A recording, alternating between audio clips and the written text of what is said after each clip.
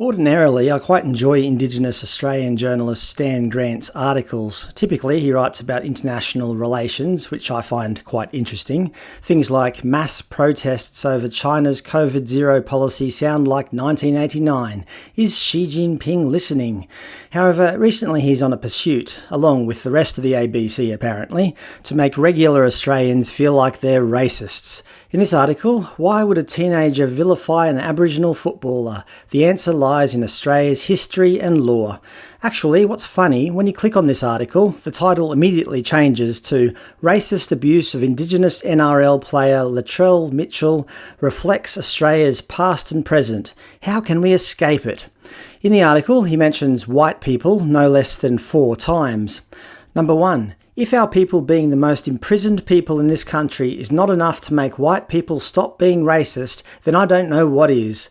Number 2, if our people dying 10 years younger than everyone else in this country is not enough to make white people stop being racist, I don't know what is.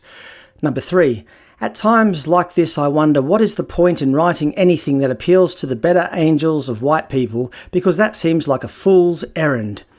I find it interesting that even the ABC aren't immune to racism. ABC apologises to staff for racism in newsrooms. And number 4, I'm not writing this to make white people understand.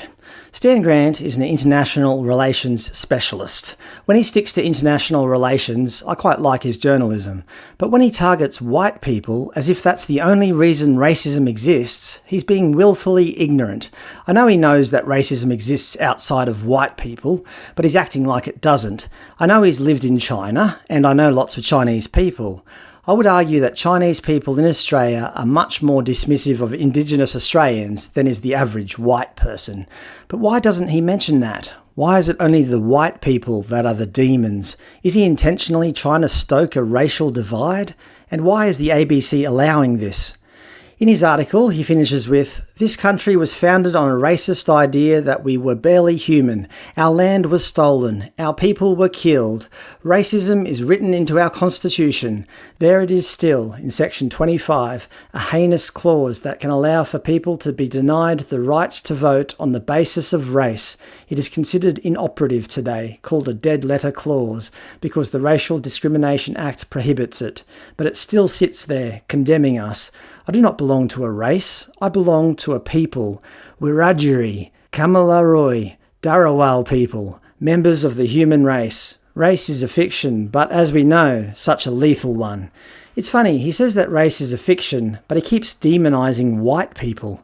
When I was a kid, Stan Grant used to be a host of a current affairs program called Real Life. I used to watch it with my dad, and at no point did we ever comment or even think about Stan's racial identity.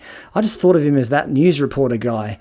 It's only in recent years that I've ever thought about him in terms of race, and the only reason is because he keeps bloody well going on about it all the time. It's like he's obsessed about it. It's as if there's nothing else that defines him now. Marangaria Nadu Yinjamara Ioromai Nadu Yinjamara Gadigo Nurumbangi. My language Wiradjuri. Good evening. I want to pay my respects to the Eora people and the land of the Gadigal people on who we're meeting tonight. Stan Grant has been really successful in his life, much more successful than me. He's worked for CNN and other big media outlets, and he's done really well in life. So why now is he stoking these racial tensions by bringing up white people all the time? In an article he wrote last month, he states, "Everywhere there are those who weaponise the past, and out of conflict, conflict grows." But isn't that exactly what he's doing?